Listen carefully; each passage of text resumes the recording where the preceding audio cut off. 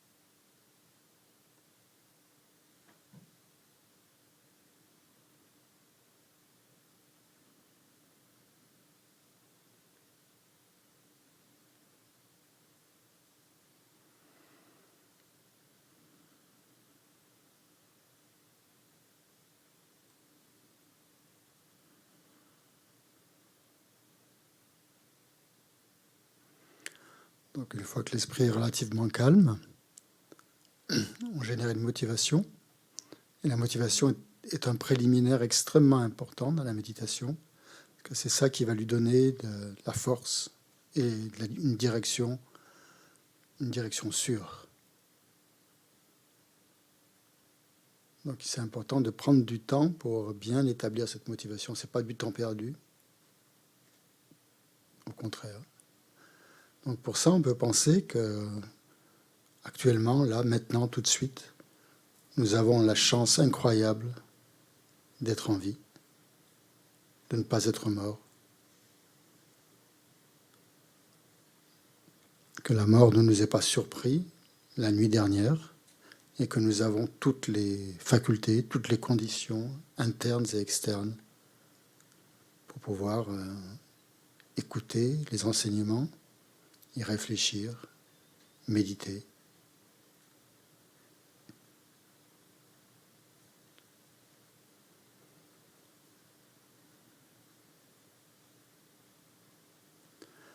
Donc on a de nombreux exemples de personnes qui ça arrive d'un instant à l'autre, perdent certaines, voire toutes leurs facultés.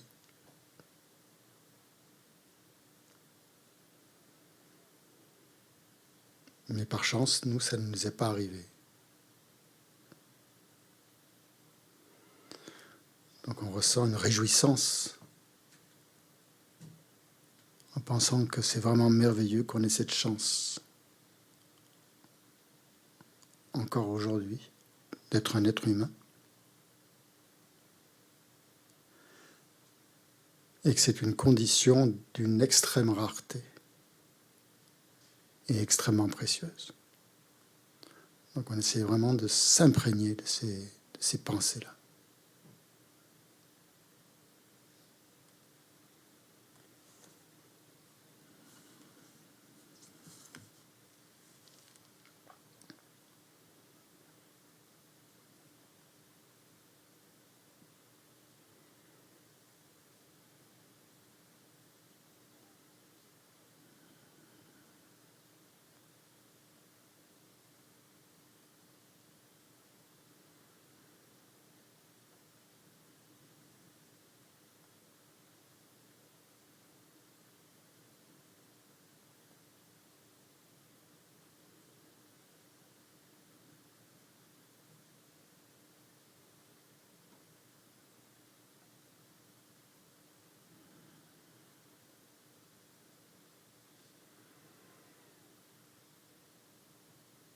Non seulement nous avons un corps humain, une vie humaine parfaitement qualifiée, qui est extrêmement difficile à rencontrer, à trouver, mais en plus nous avons rencontré l'ami spirituel, le maître spirituel, qui nous montre la voie infaillible, la voie complète, qui nous mène à l'éveil.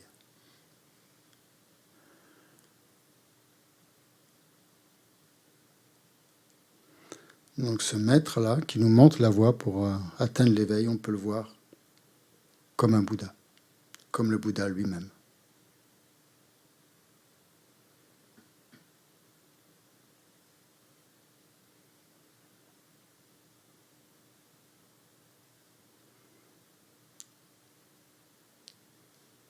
C'est ce que Vajradhara a déclaré.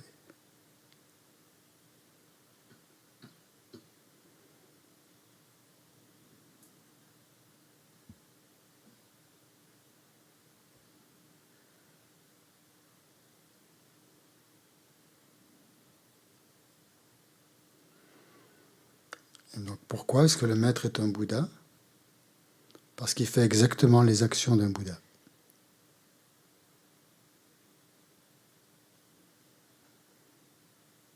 C'est-à-dire nous montrer la voie.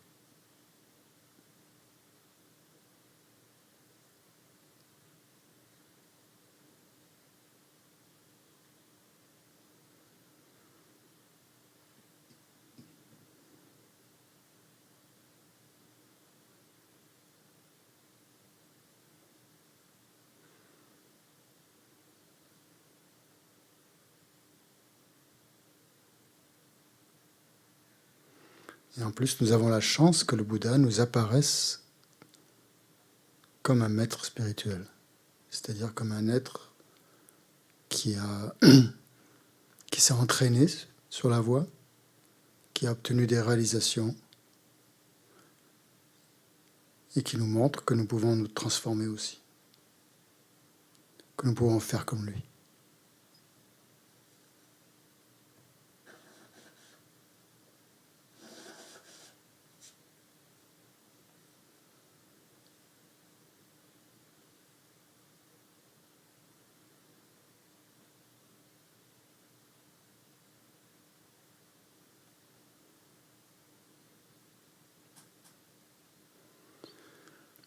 Et c'est exactement la raison pour laquelle le Bouddha a manifesté l'éveil. Pour montrer que c'était quelque chose de possible. Même pour des êtres ordinaires comme nous.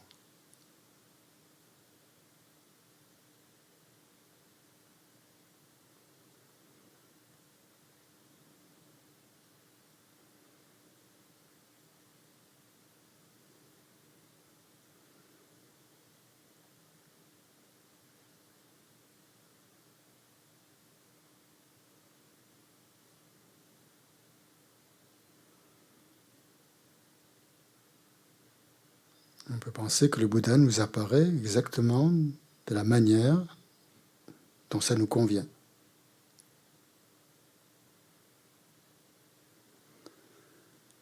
S'il n'apparaissait pas sous la forme d'un maître spirituel, s'il apparaissait sous une forme inférieure, nous n'aurions pas confiance. Nous n'aurions pas de respect. Nous n'aurions pas de dévotion.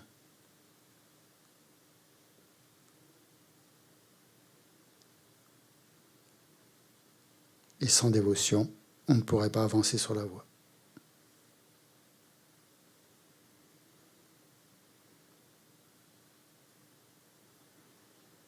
Donc, pour pouvoir nous permettre d'avancer sur la voie, le maître spirituel, le Bouddha apparaît comme un maître spirituel.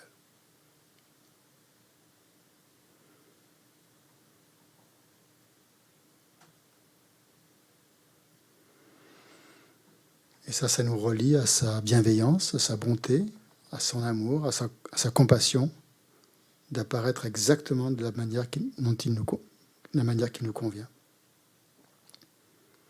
La manière dont elle est susceptible de se développer, de progresser sur la voie.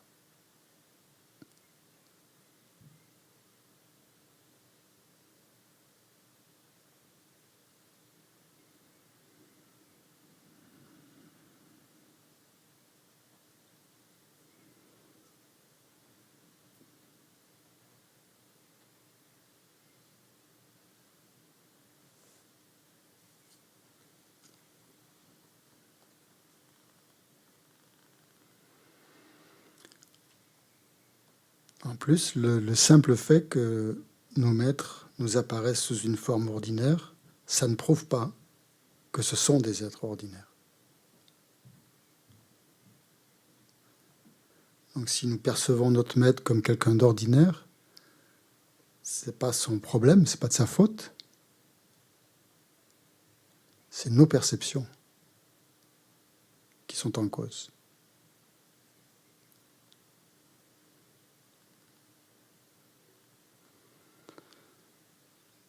Donc nos perceptions, nos façons de percevoir les choses ne sont pas fiables. Elles sont incertaines. Elles sont changeantes.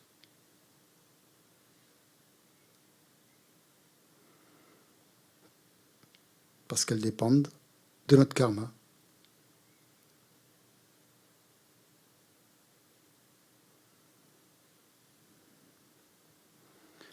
Et du degré de pureté de notre esprit.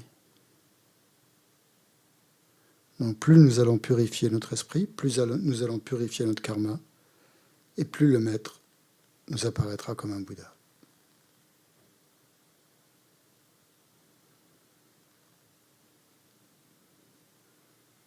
Et ça, on peut en être convaincu. On peut le voir par soi-même, on peut en faire l'expérience. Ce n'est pas quelque chose d'impossible. C'est tout à fait à notre portée. Plus nous nous purifions, plus la dévotion s'élève.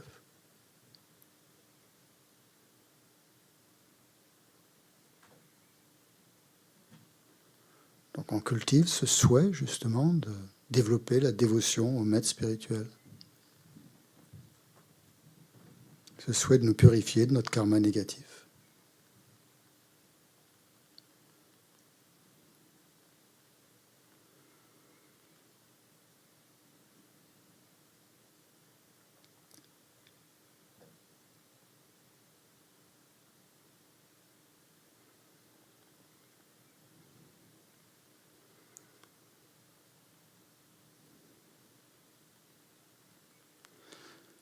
Les statues qui sont sur l'autel, peut-être nous apparaissent comme des objets en métal, des objets métalliques.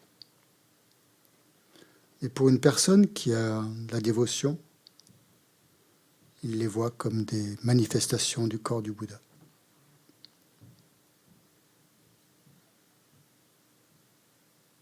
Et un Arya Bodhisattva, les voit comme des Bouddhas.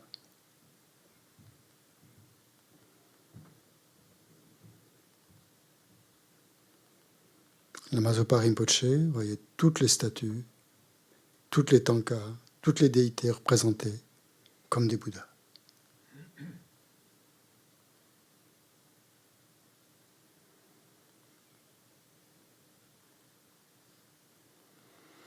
Donc si nous ne voyons pas nos maîtres comme des Bouddhas, c'est simplement parce que nous n'avons pas les facultés spécifiques nécessaires pour les voir ainsi.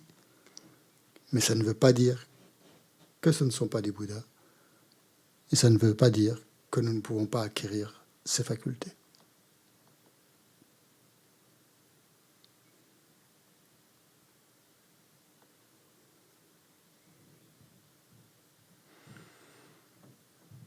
Donc nous pouvons ressentir qu'au moment, nous avons une grande chance d'avoir un maître spirituel en face de nous, parfait, qui a toutes les conditions, toutes les qualités pour enseigner, pour nous montrer la voie et pour nous aider à nous transformer.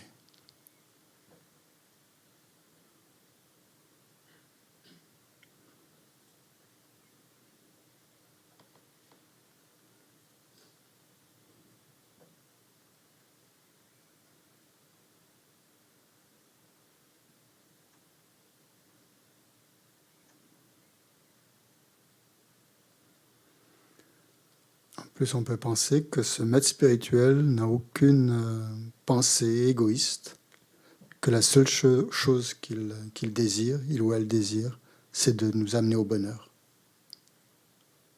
que nous soyons parfaitement heureux, que nous n'ayons plus de souffrance. Et donc nos maîtres n'enseignent que dans ce but-là.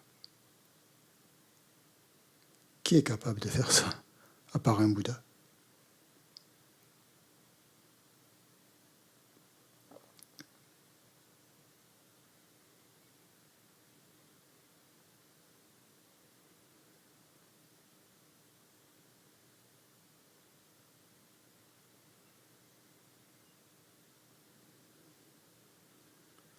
Donc nous devons générer ce souhait, cette aspiration à nous aussi à atteindre l'éveil pour pouvoir être pleinement, parfaitement bénéfique à tous les êtres, à les amener au bonheur de la libération, au bonheur de l'éveil, en tout cas à un bonheur stable et durable.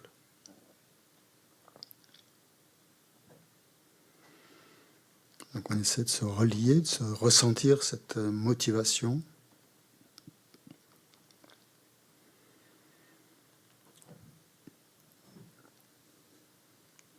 qui est en nous.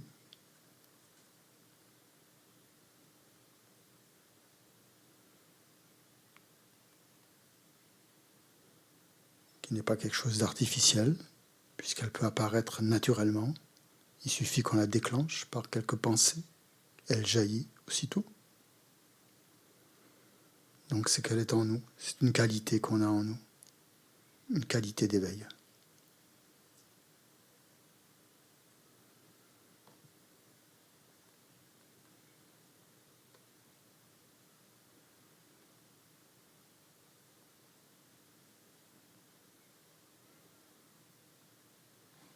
Donc quand les maîtres enseignent, c'est ça qu'ils essayent de toucher nos qualités éveillées qui sont déjà en nous, pour les faire croître, pour les faire se développer.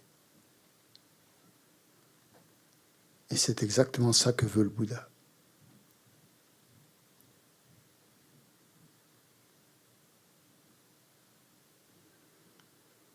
Que l'on manifeste notre bouddhéité, notre nature de Bouddha.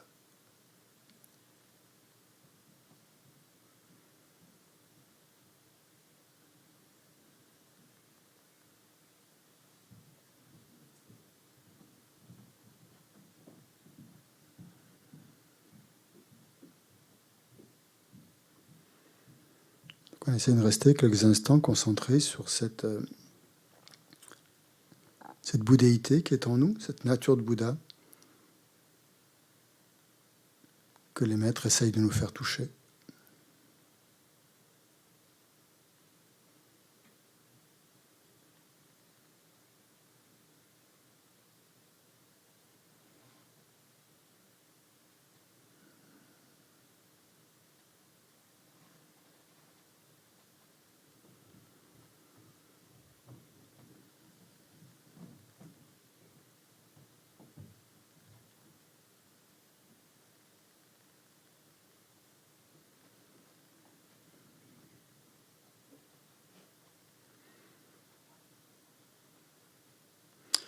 cette nature de Bouddha, on va aussi l'éveiller en pensant que il faut faire en sorte que notre vie soit la plus utile aux autres, la plus utile possible pour l'infinité des êtres.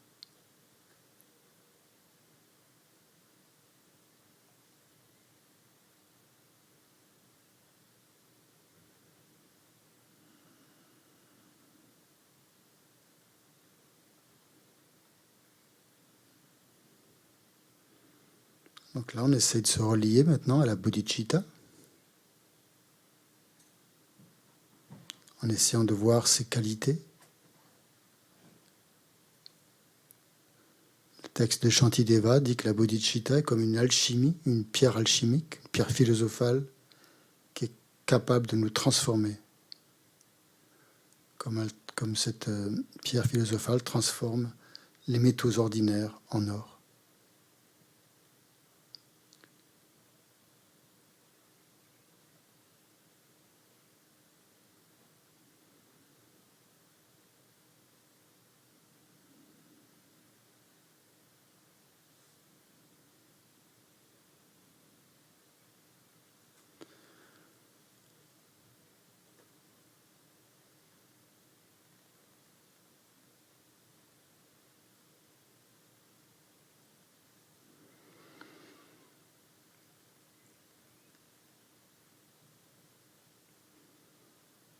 On peut penser que la paix, le bonheur des êtres, de tous les êtres, dépend de nous.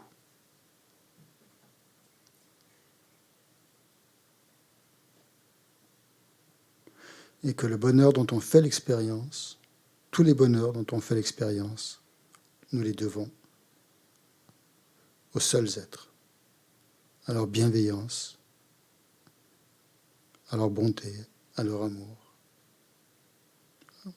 ou à leur simple présence.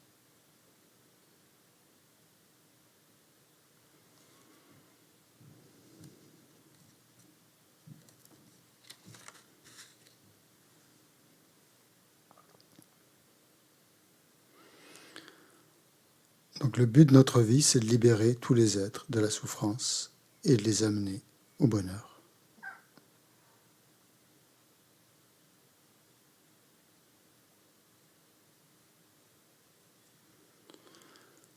Et pour les amener à la souffrance, il faut éliminer le karma négatif et accumuler du mérite.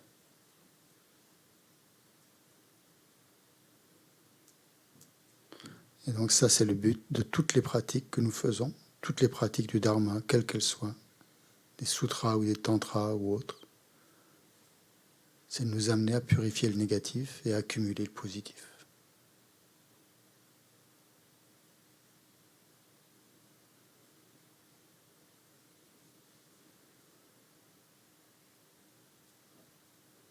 Car ainsi, nous atteindrons la libération, nous atteindrons l'éveil et seront parfaitement bénéfiques aux êtres.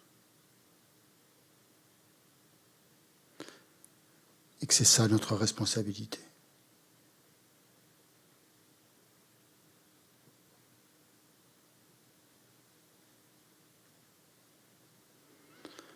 Pensez que je suis responsable du bonheur de tous les êtres.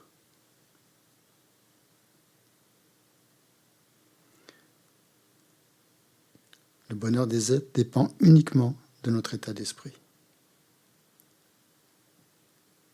de notre compassion.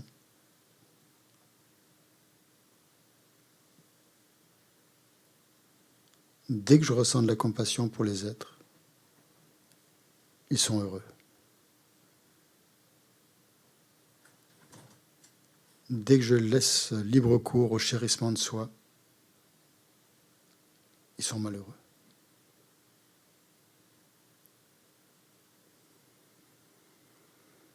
Donc au moment même où la compassion naît dans notre esprit, à ce moment-là, je deviens immédiatement bénéfique aux innombrables êtres.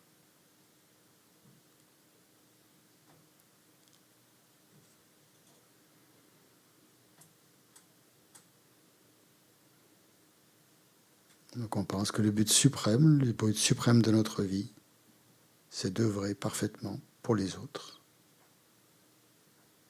Et pour atteindre cet objectif, il nous faut atteindre l'éveil, le plein éveil, l'esprit omniscient d'un Bouddha.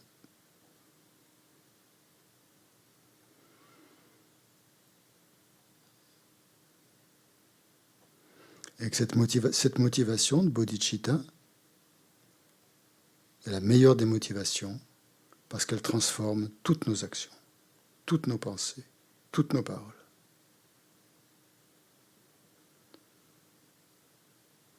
Et c'est la meilleure cause de bonheur. Et son fruit, c'est l'éveil. Donc on termine en se réjouissant justement des causes. Comme dit le texte de Shantideva qu'on a vu ce matin, on se réjouit des causes et des effets.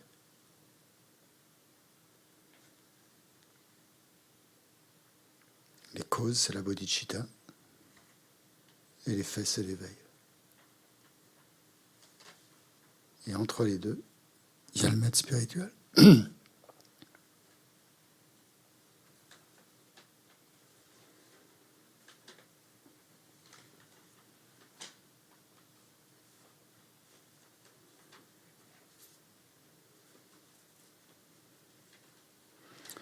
on va terminer cette méditation avec une dédicace, pensant puissent toutes mes actions ne devenir que des causes, me permettant d'obtenir l'éveil et de mener tous les êtres à l'éveil le plus rapidement possible.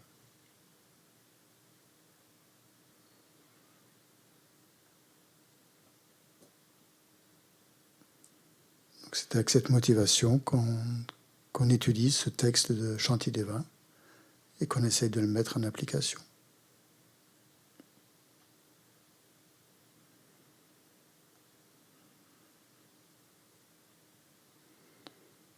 On ressent une profonde réjouissance, justement, d'être là, de pouvoir faire cela, de prendre du temps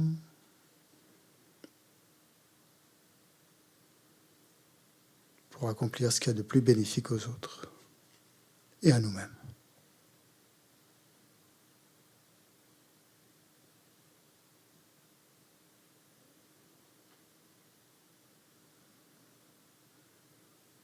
On reste quelques instants concentrés sur notre état d'esprit, là, en ce moment, de réjouissance ou de paix.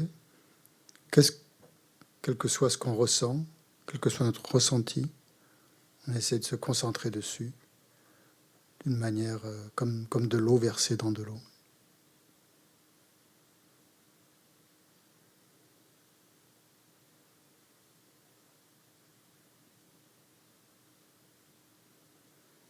On unifie notre esprit à la bodhicitta.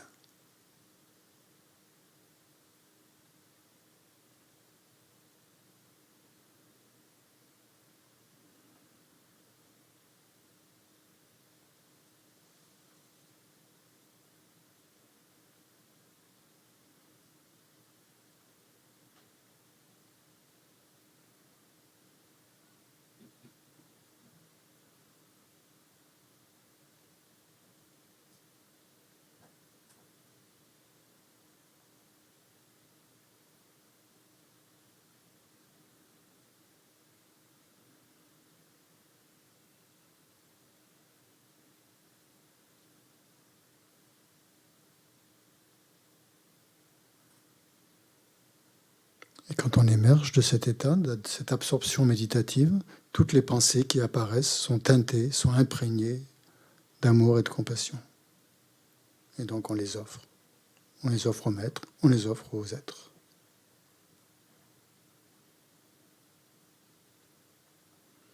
Si aucune pensée ne surgit, eh bien on reste concentré dans cet état d'unification avec la bodhicitta.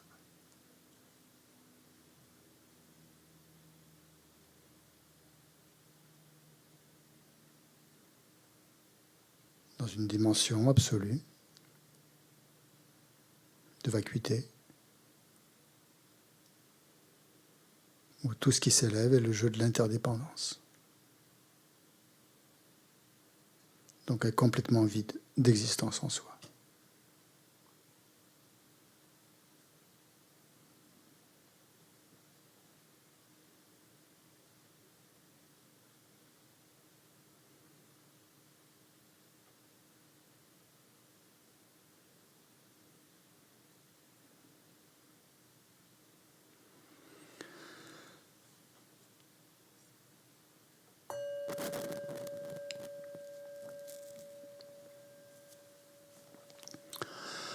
Merci beaucoup.